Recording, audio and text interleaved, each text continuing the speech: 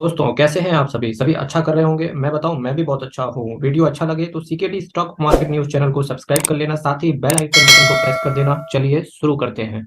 Friends, आज मैं आपके सामने सुला विनयार्ड Q4 FY23 रिजल्ट्स का इन डेप्थ एनालिसिस करने की कोशिश करेंगे कि इसका किस तरीके से रिजल्ट आया, कंपनी किस तरीके से आने वाले समय में परफॉर्मेंस दे सकती है। देखिए, अगर मैं इसके मार्केट कैप की बात करूंगा, 3,288 करोड़ का मार्केट कैप है। और सबसे पहले मैं बताना चाहूँगा, सुला विनयार्ड का IPO अभी आया था, नेक्स्ट ईयर ही आया था 2022 के लास्ट में। ठीक, तो जब इसका IPO आया तब इसके IPO में जो लिस्टिंग गेन था, इनफैक्ट कुछ खास लिस्टिंग गेन देखने को नहीं मिला, पर इसके बाद इस कंपनी ने अच्छा रिटर्न इन्वेस्टर्स की झोली में डाल दिया। तो जो भी सेम डे बेच के चले गए उनको काफ़ी सारा नुकसान रहा होगा, पर जो अभी तक टिके हुए हैं IPO के प्राइस से, तो वो काफ़ी अच्छे रिटर्न पे बैठे होंगे। तो अब उनके लिए देखना रहेगा कि Q4 के जो रिजल्ट्स हैं, इसके बाद जो रिजल्ट्स हैं उनको रिजल्ट्स को फॉलो करते रहना पड़ेगा उनको। तो इसके लिए CKD stock market news channel है, जिसे आप केवल सब्सक्राइब करके बेल आइकन बटन को दाब लेना। आपके पास जब भी इसका रिजल्ट्स आएगा मैं लेकर के आ जाता हूँ हर शेयर्स का। इनफैक्ट मैं म्यूचुअल फंड के बारे में भी आपसे बताता हूँ। मार्केट कैप अगर मैं बात करूं तो 3,288 करोड़ का इसका मार्केट कैप है। करंट प्राइस 390 रुपये का है। हाई कंपनी ने 432 का लगाया, लो कंपनी ने 305 का लगाया। तो देखो, 305 जिसके पास पड़ा होगा, 305 से 390 तक फिर इसने हाई लगाया।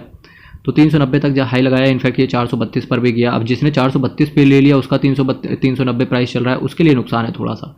स्टॉक का पीई की बात करेंगे, 37.20 का पीई है। बुक वैल्यू की बात करेंगे, 66 का है। डिविडेंड कंपनी दे रही है 1.35% का, थोड़ा सा डिविडेंड है पर एटलीस्ट है। और return on capital employ, return on equity 20% के आसपास ही है। जैसे ही इसका return on capital employ, return on equity 20% के ऊपर चले जाएंगे, यकीन मानना मेरे दोस्त, ये शेयर प्राइस भी 500 के ऊपर चला जाएगा। फेस वैल्यू की बात करेंगे तो 2 रुपये इसका फेस वैल्यू, दैट मीन्स कि आने वाले समय में आपको एक स्प्लिट देखने को मिल सकता है। अगर मैं इस कंपनी की बात करूं तो देखिए, 2003 में कंपनी बनी, सुला विनयार्ड। इसका IPO का मैंने रिव्यू भी दिया था। अभी फिलहाल IPO पर मैं रिव्यू करता नहीं हूँ, ठीक है।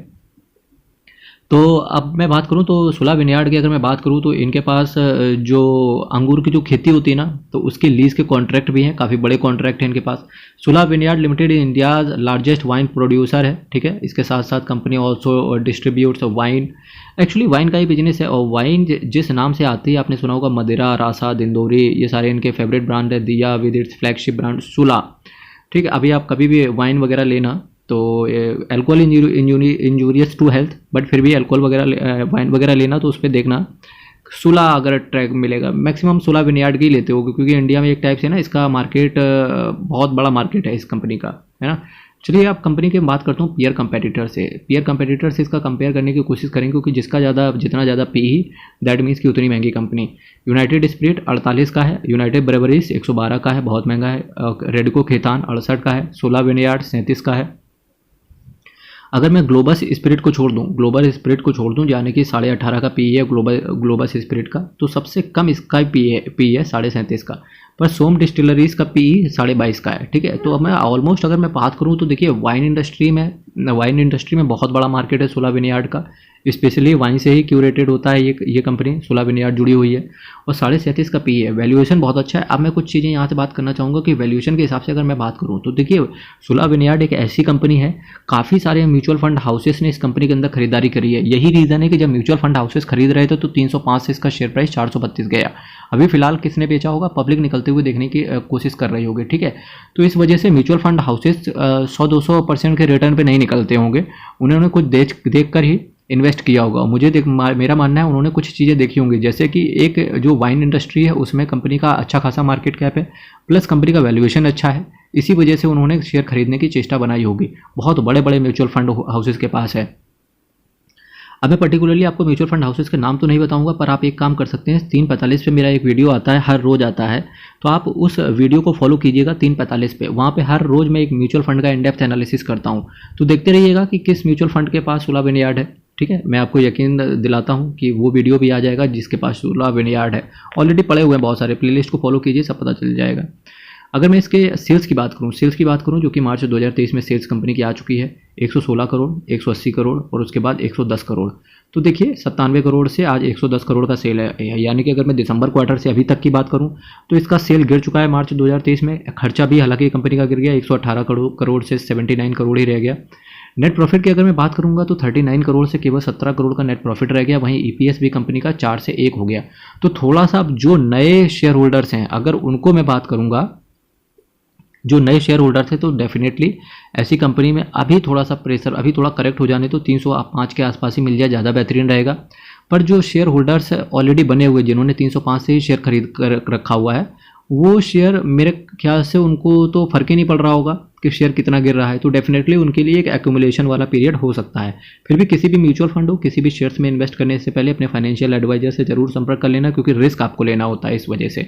ठीक है, रिजल्ट्स की बात करूंगा तो अभी तक सेल खराब आई है, रिजल्ट्स खराब थे, बिल्कुल खराब थे मार्च क्वार्टर में। अभी देखने का ये रहेगा कि अगर कहीं जो नेक्स्ट क्वार्टर आएगा अप्रैल में, जो जून वाला क्वार्टर आएगा, यानी कि जो ये FY24 के जो अब रिजल्ट स्टार्ट हो जाएंगे, तो अब यकीन मानना, तो आपको क्या करना पड़ेगा, उस आने वाले क्वार्टर के रिजल्ट जरूर फॉलो करना, क्योंकि अगर वहाँ से भी अगर रिजल्ट्स अगर खराब हो गए तो डेफिनेटली ये शेयर प्राइस और भी ज़्यादा प्रेशर में आ सकता है। अगर मैं ईयर ऑन ईयर बेसिस पे सेल्स की बात करूंगा, 306 crore, 390 crore, 493 crore, year on year basis पे कोई गड़बड़ी नहीं आई, कोई गड़बड़ी नहीं आई। और देखते हैं ईयर ऑन ईयर बेसिस पे प्रॉफिट पे गड़बड़ हुई क्या? नहीं, ईयर ऑन ईयर बेसिस पे प्रॉफिट पे भी गड़बड़ी नहीं आई, क्योंकि जहां 49 करोड़ के जो नेट प्रॉफिट था, वहीं 88 करोड़ का नेट प्रॉफिट आया। जहां 6 का EPS था, वहां 10 का EPS आया, जो कि अच्छी चीज़ है। और फाइनली इस बार कंपनी ने डिविडेंड का भी अनाउंसमेंट किया है। शेयर कैपिटल की बात करेंगे, 15, 16, 17 का शेयर कैपिटल इंक्रीज हो रही है। रिजर्व एंड सरप्लस की बात करेंगे, रिजर्व्स की बात करेंगे, 312 करोड़, 311 करोड़, उसके बाद 399 और 539 करोड़ का रिजर्व एंड सरप्लस में भी इंक्रीमेंट है। कंपनी के बोरोविंग्स की बात करेंगे तो 310 करोड़, 226 करोड़, 192 करोड़। कंपनी की एक अच्छी चीज़ यहाँ से ये आ रही है, देखने को मिल रही है कि शॉर्ट टर्म बोरोविंग्स तो कम हो रही है, पर खराब चीज़ ये है कि कंपनी की लॉन्ग टर्म बोरोविंग बढ़ रही है, जो कि एक कंसर्न है। लेकिन फिर भी अगर मैं बात करूँ तो 59 करोड़ इसका हाई था, उसके पहले 79 करोड़ हाई था, अभी उसको बीट नहीं करा। अभी फिलहाल 47 करोड़ के आसपास के लॉन्ग टर्म बोरोविंग है कंपनी की। ठीक है, अगर मैं कंपनी के नेट कैश फ्लो की बात करूं तो यहाँ पर एक पॉजिटिव न्यूज़ देखने को मिल रही है कि 31 करोड़ का जहां last year negative cash flow था, आज वहां 6 करोड़ का पॉजिटिव कैश फ्लो देखने को मिल रहा है। डेटा डेज की बात करेंगे, डेटा डेज कंपनी ने कम कर लिए हैं। दैट मीन्स कि आने वाला जो नेक्स्ट ईयर रहेगा, जो नेक्स्ट ईयर यानी कि 31 मार्च 2024 के जो एनुअल रिटर्न आएंगे, मुझे ऐसा लगता है वहाँ पर कैश फ्लो और भी ज़्यादा पॉजिटिव होते हुए देखने को मिलेगा, क्योंकि जब कंपनी का डेटा डेज कम किए हैं तो कैश का फ्लो कंपनी में अच्छा रहने वाला है। वहीं अगर कंपनी की अगर मैं बात करूं कि प्रोमोटर्स की होल्डिंग की, देखिए प्रोमोटर्स ने भी 27.33% का कोई स्टेक ना बेचा है ना उन्होंने खरीदा है। FIIs की बात करेंगे, 2% के आसपास FIIs कंपनी से विदा लेते हुए देखने को मिले। DIIs की बात करेंगे, यही देखिए आप, DIIs यही होते हैं डोमेस्टिक इंस्टीट्यूशनल इन्वेस्टर्स, इनमें म्यूचुअल फंड्स भी आते हैं। तो देखिए 8.86% का पहले ओन करके चलते थे, अभी चल रहे हैं वो लोग 11.76% का, 3% के आसपास DIIs ने स्टेक को खरीद लिया। पब्लिक की बात करेंगे तो माशाअल्लाह पब्लिक के पास बहुत गजब का स्टेक है, 1% के आसपास, हालांकि पब्लिक ने कम कर दिया है, पर फिर भी 55% के आसपास पब्लिक ओन करके चलती है। सुलभ विनयार्ड की अगर रिजल्ट्स की बात करेंगे तो मुझे ऐसा लगता है ना ही इसके रिजल्ट्स खराब रहे, ना ही इसके रिजल्ट सही रहे, क्योंकि अभी कमेंट करना सही नहीं रहेगा। क्यों? इस वजह से क्योंकि अगर मैं क्वार्टर ऑन क्वार्टर बेसिस पे देख रहा हूँ तो सेल कम हुआ है, लेकिन खर्चे भी कम कर गए हैं, लेकिन नेट प्रॉफिट बहुत गिर गया है, EPS भी 4 से 1 हो गया है। ठीक है, पर लेकिन अगर मैं वहीं ईयर ऑन ईयर बेसिस पे अगर मैं कंपनी के सेल की बात करूं, वो ठीक थे, कंपनी के रिजल्ट्स भी ईयर ऑन ईयर बेसिस पे ठीक है। कंपनी का अगर मैं बात करूं बैलेंस शीट पे आके बात करूं तो कर्जा, लॉन्ग टर्म बोरोविंग्स कंपनी की थोड़ी बढ़ी है, लेकिन इतनी नहीं बढ़ी है कि जितना पास्ट क्वार्टर में कंपनी ऑलरेडी लेके बैठी हुई थी।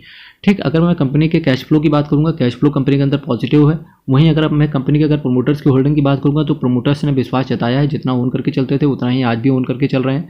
पब्लिक कंपनी से निकलते हुए देखने को मिली। DIIs, अच्छी न्यूज़ है कि DIIs कंपनी के अंदर आ रहे हैं। दैट मीन्स कि उनको DIIs क्लोजली मॉनिटरिंग की होगी उन्होंने, तभी कंपनी के अंदर उन्होंने पैसा डालने की चेष्टा करी है। ठीक है मेरे मित्रों, तो ये ऑल इन ऑल बात करें तो रिजल्ट्स ठीक थे कंपनी का। अगर जिसके पास है तो डिविडेंड के मजे लीजिएगा, डिविडेंड भी अच्छा आने वाला है। और कल फिर मिलेंगे आपके साथ नेक्स्ट कंपनी का रिव्यू लेके। चैनल आप सब्सक्राइब कर देना, वीडियो शेयर कर देना। कल फिर मिलेंगे सेम टाइम सेम चैनल, तब तक के लिए बहुत बहुत धन्यवाद। Happy investing.